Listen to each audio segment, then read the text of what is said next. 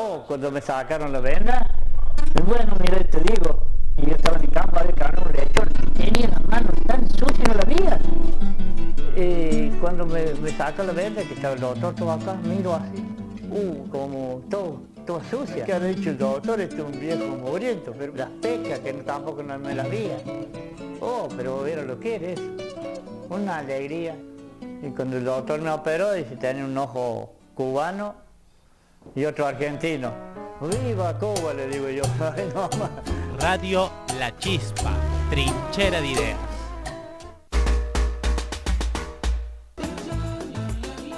Radio La Chispa. Seguinos en nuestras redes, en Facebook y en Instagram como La Chispa Radio. Escribinos al 351-878-3352. Segmento de salud.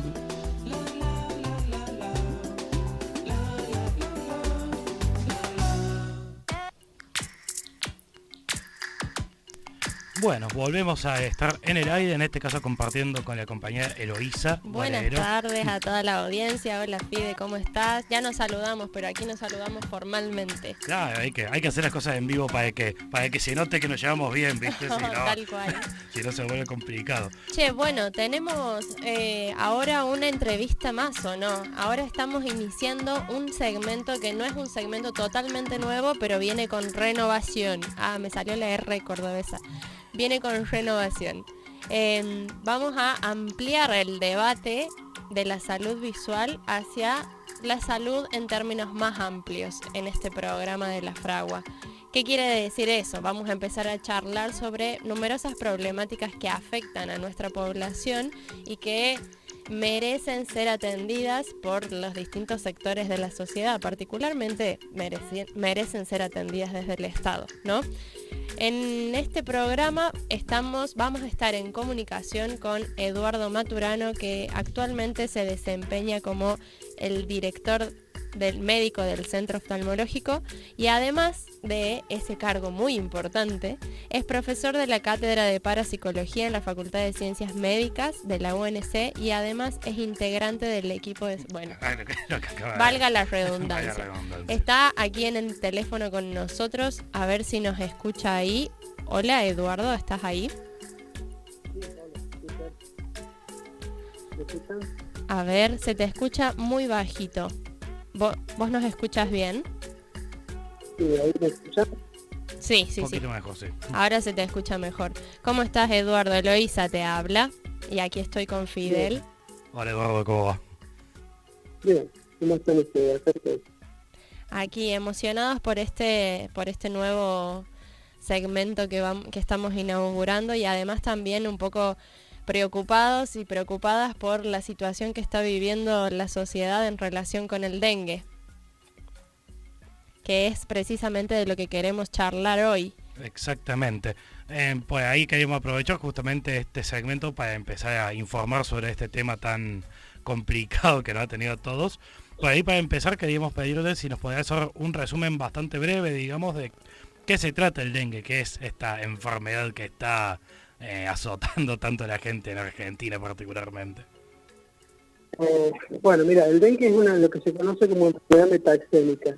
El concepto de enfermedad metaxémica fue construido por un médico cubano, Carlos Finlay, y significó todo un cambio en el paradigma de la salud a nivel mundial en cuanto a lo que son las enfermedades transmisibles. Hasta Finlay se pensaba que las enfermedades se transmitían por los olores, aunque parezca raro, es la teoría miasmática. Y entonces se pensaba justamente de que esto era lo que propagaba las enfermedades y ahí viene el nombre de peste por la pestilencia.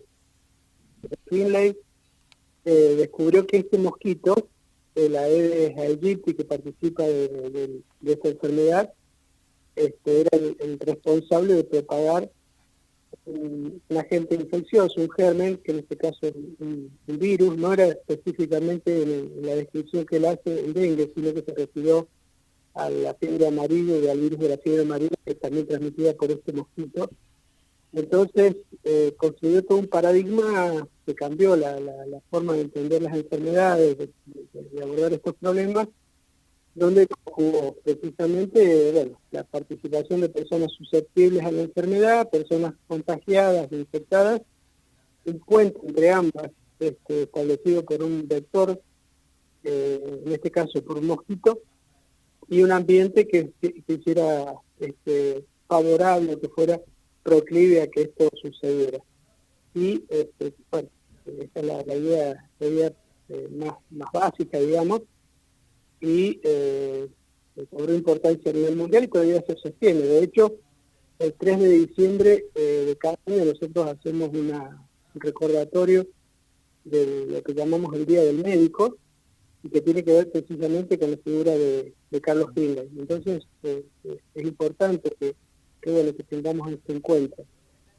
Y básicamente la enfermedad esta es una enfermedad donde el ambiente al cual él hacía referencia era centralmente un ambiente complejo, un ambiente fundamentalmente social, aunque ustedes habrán escuchado que normalmente se establece una mirada de referencia que se trata de un ambiente físico, de un ambiente biológico, donde la mayor expectativa de alguna modificación tiene que ver con las cuestiones que tienen que ver con el cambio climático, pero bueno, lo cierto es que estamos frente a una enfermedad que lo fundamental tiene que ver con lo social, y dentro de lo social fundamentalmente con la pobreza. O sea, que el dengue es una enfermedad social, es una enfermedad de la pobreza, como es prácticamente cada capítulo de la infectología. La infectología es una ciencia de la pobreza, y el dengue escapa a esta realidad. Entonces, me parece que mirarlo desde ese lugar o entenderlo en esos términos nos puede resultar sorprendente, porque durante todo este brote que hemos estado padeciendo y que todavía dura, fundamentalmente se han hablado de otras variables, pero el tema de la sociedad, de dónde pega, a quiénes afecta, etcétera, en términos sociales, en términos epidemiológicos, ha quedado de alguna manera en segundo lugar o directamente no se ha considerado. Así que esto es como una cuestión muy general, pero me parece que es un punto desde donde mirar esto, donde pararse para tener alguna consideración sobre esta enfermedad. Tal cual, sí. O sea, pensando en esto, en la importancia de hacer énfasis sobre la cuestión social o el factor social, el aspecto social, cómo afecta, ¿qué factores específicamente consideras como que están involucrados en la exposición al dengue? ¿Por qué los sectores populares están más expuestos a esta enfermedad? ¿Cómo podemos profundizar un poco más en esta mirada? Bueno, primero hay una cuestión fáctica que tiene que ver con dónde se producen los casos. Si ustedes se fijan en los boletines epidemiológicos del Ministerio de Salud, dan cuenta de que las provincias más afectadas son las de la región centro, fundamentalmente Santa Fe, Entre Ríos, Buenos Aires, Córdoba, por la cantidad de casos que se han observado. Pero cuando nosotros lo vemos en términos relativos, no valor absoluto de casos, sino valor relativo, es decir, la cantidad de casos en relación a la cantidad de habitantes, la provincia con mayor prevalencia de dengue en este brote ha sido la provincia de Catamarca, que es una de las provincias más pobres, y en segundo lugar el Chaco, donde la ciudad de Resistencia es el conglomerado más pobre que hay en la Argentina, y después le sigue Tucumán y en general las provincias más, sobre todo el norte, porque hay provincias pobres también al sur del país, pero sobre todo estos sectores son los que más han experimentado una elevada morbilidad, que es la cantidad de enfermos, como mortalidad o letalidad en relación a la cantidad de enfermos. Entonces, eso es una cuestión concreta. O sea, ahí ya eso por sí mismo ya te está dando una idea de por dónde viene el problema. En el caso de Brasil, por ejemplo, o tomemos la región, que es Sudamérica en este caso. El país con más casos es Brasil, pero es abrumador. Fue el brote de dengue este año en Brasil, y lo mismo ocurrió en Perú, ocurrió en Uruguay, en Paraguay, en Argentina. Sin embargo, cuando lo hacemos en términos relativos, Brasil está en el quinto lugar, por detrás de Argentina, es decir, que Argentina, visto en términos de datos de casos en cuanto a valores relativos, está en una situación peor que la de Brasil, que es gravísima. Y esto me parece que es importante. ¿Cómo se da en Brasil? Que es como un modelo, por la cantidad de casos, pese a que no es en términos relativos, no es el más importante, sí lo es en términos absolutos. En Brasil, fundamentalmente, el brote se instaló en las favelas. Y como ustedes saben, esta es una enfermedad urbana, si no lo saben, puede haber casos en cualquier lugar, pero fundamentalmente es una enfermedad urbana que tiene que ver con el agua, y el problema que se dio en las favelas justamente tenía que ver con el agua, con el hecho de que muchas veces el agua no llega, que hay que hacer acarreos, que hay que dejarla en recipientes, al aire, expuestas, digamos, a la posibilidad de que se establezca, se seguren los ciclos reproductivos de los mosquitos, que tienen que ver con la disponibilidad de una fuente de agua, y con también problemas de saneamiento de muchos lugares, como por ejemplo la convivencia o la existencia de muchos poblados en proximidades de basurales, donde hay mucha cantidad de plástico. Si hay algo que es como distintivo del plástico, es ser impermeable. Entonces cualquier bolsa, cualquier elemento de plástico que recibe lluvia, que recibe algún tipo de agua, de algún curso de agua, puede ser perfectamente un criadero, y ni hablar de las cubiertas de autos que están desparramadas, que son ideales. Entonces, estos basurales a cielo abierto, el problema de la provisión de agua, el problema de la eliminación del agua, etcétera, se ha visto que ha sido como se ve que es uno de los elementos fundamentales. En el caso de Córdoba también pasa lo mismo, que buena parte de los casos arrancan fundamentalmente en las regiones más periféricas de la ciudad. Hay un término que se ha acuñado que tiene que ver con lo que se denomina crecimiento no planificado de las ciudades, que es un eufemismo del crecimiento de zonas de pobreza, de villas de emergencia, etcétera, que es donde arrancan normalmente los brotes. Entonces, esto hace que se constituya fundamentalmente como una enfermedad de la pobreza. Esto como dato macro.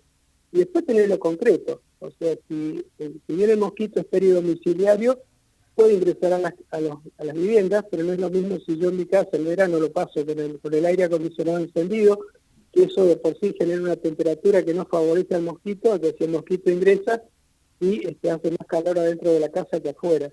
Eso pasa en muchos lugares. O si, por ejemplo, económicamente yo tengo posibilidad de comprar un repelente y una persona que no tiene recursos no puede comprar repelente, y vieron que hay una crisis de repelente, entre otras razones, una política de Estado de no proveer repelente y dejar que el mercado resolviera esta situación. Bueno, entonces el problema de la pobreza es crítico para el dengue, y eso es una de las cuestiones que hay que trabajar, entender, porque realmente está pasando con esta enfermedad lo mismo que pasó con la COVID en la pandemia, que se verificó como una enfermedad fundamentalmente de la pobreza, y acá no es la excepción. Comorbilidades, por ejemplo, que aparecen también ahora con el dengue, son todas comorbilidades, o sea, las enfermedades de tipo crónico-degenerativa, asma, obesidad, hipertensión, diabetes, que son todas las comorbilidades que están mostrando los informes que aporta semanalmente el Ministerio. Estas enfermedades tienen que ver con condiciones de existencia, violencia, estrés, mala alimentación, comida chatarra, hacinamiento, sedentarismo. Bueno, todo eso es el contexto que fundamentalmente pega más a la gente con menos recursos, que a la gente o a los sectores de la población mejor acomodados. Esto no quiere decir que una persona que vive en un country no puede contraer dengue, y de hecho está pasando. Pero cuando uno lo lleva al dato de establecer esto que yo les dije anteriormente, de hacer una suerte de análisis no absoluto, sino relativo, y de ver cómo digamos, se afecta a un sector u otro y cómo se distribuye, no solamente las de proporciones, sino la distribución de la enfermedad, se ve claramente que está pasando esto con el dengue, que cada vez es como más elocuente que esta situación, y seguramente se va a agravar, porque en los próximos brotes probablemente vaya a incrementarse la letalidad por las características inmunológicas que tienen que ver con la enfermedad. Claro. Bueno, me interesa mucho, me parece muy interesante cómo planteaste toda la situación. Realmente es distinto analizar caso por caso que poder hacer un análisis estructural de cómo se integran estas enfermedades a nivel poblacional. Por eso muchas gracias por compartirnos tu perspectiva. Y en relación con algo que habías mencionado, lo último que queríamos preguntarte era ¿qué puede hacer cada persona en su casa? ¿Qué se recomienda a la población en general como medida preventiva? ¿Qué recomendarías como medidas preventivas y ante la situación generalizada, qué se le debe exigir al Estado en función de enfrentar esta enfermedad? Bueno, voy por lo que hace el Estado. El Estado lo que está haciendo es como calmando las conciencias de los funcionarios y de la población que reclama alguna medida desde el Estado para prevenir el dengue. Entonces, lo que hacen son los bloqueos. El bloqueo normalmente se hace con un brote en algún lugar y se intenta acotar el mismo. Por ejemplo, hay casos en mi barrio, entonces se hace un bloqueo del barrio, y el bloqueo fundamentalmente consiste en la aplicación de fumigaciones. Lo que está haciendo el Estado, el gobierno, la municipalidad en este momento es fumigar indiscriminadamente barrios, escuelas, etcétera, y eso a lo largo del tiempo se ha verificado, se ha demostrado insuficiente. Para que ustedes tengan una idea, después de la Revolución Libertadora acá en la Argentina se llevó adelante un plan de fumigación que consistió en la aplicación de DDT, que fue preconizado por la Organización Panamericana de la Salud en todo el continente, en toda América. Quien promovió esto fue Rockefeller. El Rockefeller todavía tiene buena parte, digamos, a disposición sobre el petróleo, fundamentalmente en aquel momento en el norte de Sudamérica, en Venezuela, y los trabajadores padecían de enfermedades transmitidas por el cuerpo, fundamentalmente fiebre amarilla, probablemente también casos de dengue, paludismo, etcétera. Entonces se creó un mecanismo para contrarrestar lo que fue el envenenamiento. Esto fue en la posguerra. Y en el caso nuestro, a partir de la Libertadora, de la Revolución Libertadora, de ese golpe militar. Y esto llevó a que efectivamente se acotara el mosquito a algunos bolsones que quedaron en el norte de Sudamérica, parte de Centroamérica, es decir, la región más estrictamente de clima tropical, en la proximidad de la zona ecuatoriana, y en los años 70, o sea, y ese veneno, el DDT, significó un premio Nobel de Medicina. Y en los años 70 fue retirado el DDT porque se encontró que estaba buena parte de los tumores de hígado y también de páncreas provocados por exposición al DDT, que todavía existe en el ambiente, o sea que es un veneno, un tipo de molécula que es muy persistente en el ambiente y que todavía se asocia a la producción de tumores. En los años 70 esto se retiró. Al cabo del tiempo reaparecieron, fue regresando el mosquito hacia las regiones que había ocupado anteriormente, pero la novedad es que los mosquitos eran resistentes al DDT, es decir, que lo que consiguió el DDT fue envenenar a la población, provocar daños severos como tumores y hacer una selección dirigida por el veneno de los mosquitos.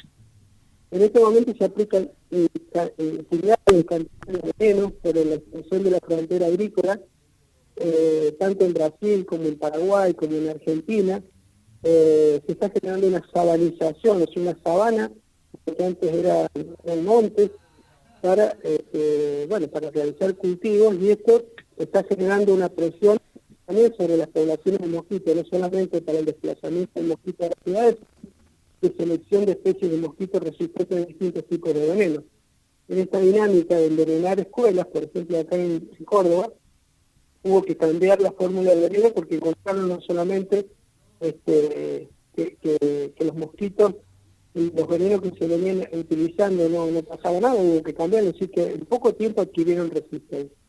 Entonces, la idea del envenenamiento que es preconizada, yo personalmente creo que hay que desalentarla, porque es más impredecible lo que puede generar sobre la salud de la población y puede efectivamente envenenar la población.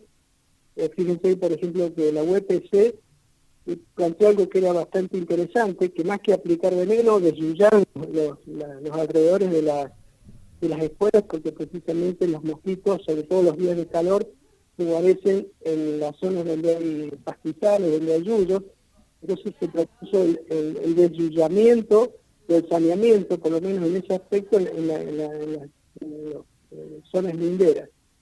Entonces, una cuestión a discutir este tema, porque está en debate, y sobre todo que se va a hacer a futuro, sobre todo en el sentido de que seguramente las próximas generaciones de mosquitos van a ser resistentes a los venenos que se están empleando, y mucha gente ya está padeciendo los efectos de los venenos. La otra cuestión preventiva tiene que ver con, la posibilidad de utilizar repelentes, de utilizar telas mosquiteras en las ventanas, los ingresos a los domicilios, en el descacharrado. Esto es lo que permanentemente se preconiza. Es como no es que esté mal, creo yo, fundamentalmente no resuelve el problema, porque no podemos resolver el problema de la pobreza con medidas preventivas. No, claro. Hay una política de transformación social que justamente ponga acento donde se genera el problema va a seguir existiendo y se va a... Claro, son medidas que solo son parches. Bueno, sí, muy interesante. Y por último, todo espera, te agrego lo que tiene que ver con la vacuna, porque eso también tiene una finalidad preventiva. Muy bien.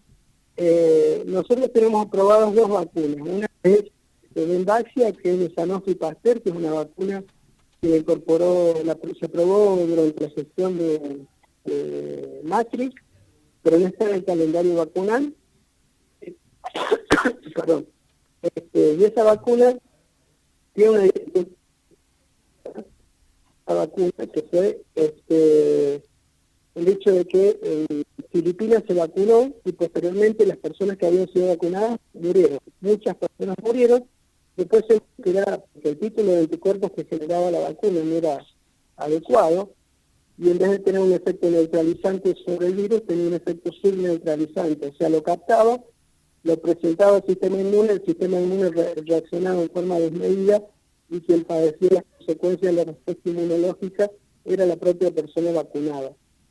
Entonces está esa vacuna, que justamente lo que reclama ahora esa vacuna es que la persona que vaya a ser vacunada ya haya tenido el virus.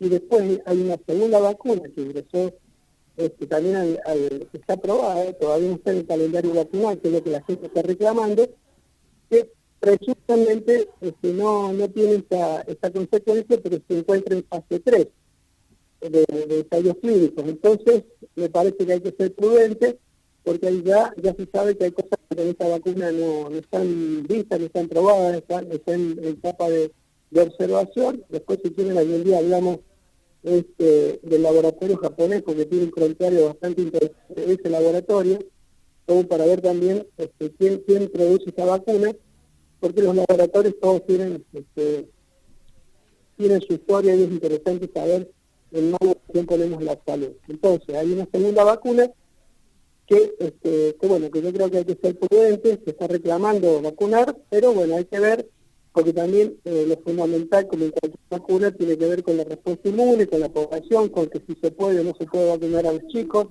En principio, esta vacuna a partir de los 9 años, y acá ya se está planteando la posibilidad de vacunar desde más chicos.